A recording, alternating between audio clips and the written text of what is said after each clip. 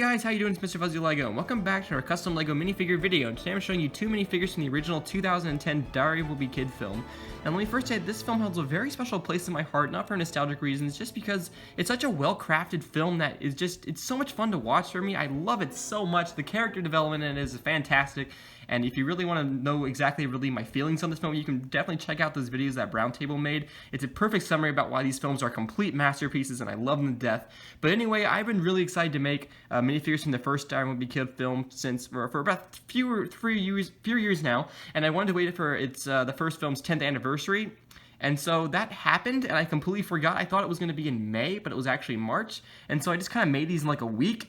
And I'm really happy with the way they turned out. And of course, Greg Heffley and then Rowley. I really hope that you guys enjoyed this because it's such a cool project of mine, and I can't wait to get started. So, without further ado, let's go and get started. First figure is Mr. Sociopath himself, Greg Heffley, as he appears in the first film, and picking an outfit for him was extremely difficult because he really wears a bunch of different outfits. But I decided this one was a really good one to wear for him to wear. He wears this like green, kind of like gray jacket a lot throughout the first film, and I remember this specific red shirt and jeans was at like an end of a promotional video or something where he was wearing this outfit, so this is the one that I thought looked the best like it. Another idea that I thought was I could just use this exact same design, but then giving him like the an orange shirt underneath there, and of course there's like the shirt that he wears at like the first day where it's like blue, like the stripe in the middle or something. But this was the one I think was mostly the most looking like Greg Heffley, I think. And of course I did give his little 3 hairs because you have to do that, and just show you how that is. They're literally just one of these like Mutt Williams hair pieces, except I did sculpt some hair at the top of that just to give it that effect. It might be a little bit too big, but it looks really comical, so I think it works very well. Because of course I had to give that to his character. Even in the movie appearance, he still has those hairs, so I thought that was pretty important. And I did paint this face as well. Capturing Zach Gordon's likeness is exactly not really easy, but I just thought that if I just painted something that looked very kind of nervous, but also very just not upset looking, but very just more hesitant about what's going to happen. I think that was a great expression, and the eyes look really nice, and there's something on the back of this head actually, and yeah, I think that's it for this figure. Really simple. I did give him cuffs there and a little bit of outlines in this green, like darker green that I have, and there's the back of the hoodie. And of course the other accessory I made was the diary. Of course, this is the first diary.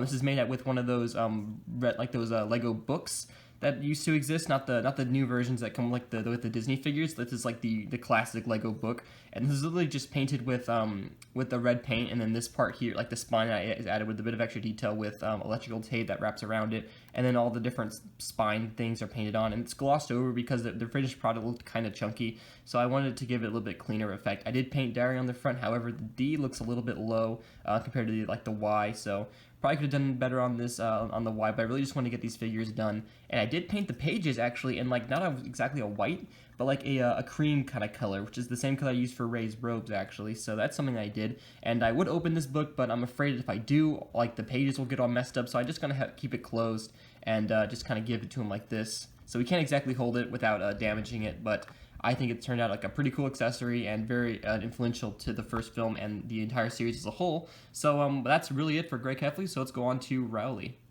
Next figure is Rowley Jefferson, and this was more of a complex figure to make, believe it or not. It wasn't as straightforward as like Greg was, where it was just kind of like a jacket and everything. This was more differently. These lines around the arms here, the detailing there was pretty nice, and he has this like sweater vest on. I think this is the outfit that he wears like in one of the trailers for the first film, and definitely during more like the fixing Rowley part, like according to the score at least of the film.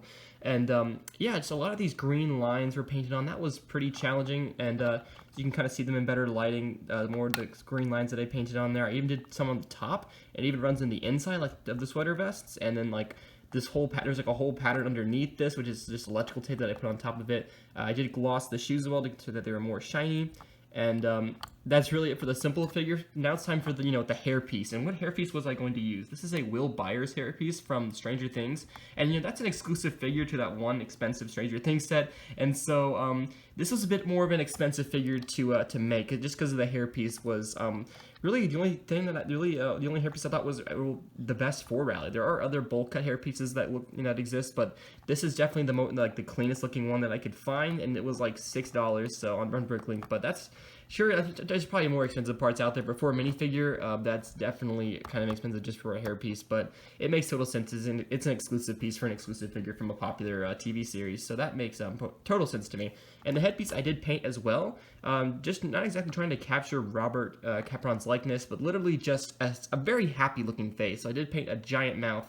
The eyes are pretty nice, and then some eyebrows that are raised. And honestly, this looks kind of like the actor, believe it or not, to me. Like, it works, and obviously if you push the hairpiece all the way down, it covers his eyebrows. It makes him look like a weird person. So I just take it off just a little bit, just so you can see the eyebrows, and I think it works out very well. And the last accessory of this video is, of course, the cheese touch. This has to exist. I knew I was going to make this cheese touch, and of course I'll give it to Rowley, because blank blank blank the cheese, or wait, what did I just say? I don't remember. But anyway, I did give him this. I think it was very important. It's literally just a 1x1 with some curved edges that I kind of cut in there using a pair of scissors and different knives and everything.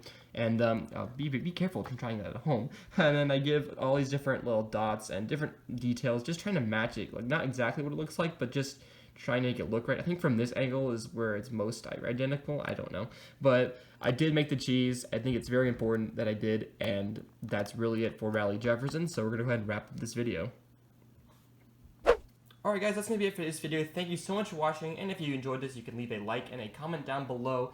And there's also commission information. If you'd like to order a commission from me, there's my email and also my Instagram account where you can place an order that way. And so I just want to mention once more time how much I really do enjoy this first Wimpy Kid film. And of course, I will come back the year after this, and then the year after that for the rest of the Heffley family, including Roderick and Susan Heffley and Frank Heffley. I will be making all three of those so that eventually, when this project is done, it'll have the entire Heffley family and then Rowley. So that's about it for this video, everybody. Thank you so much for watching, and I will see you next time. Goodbye.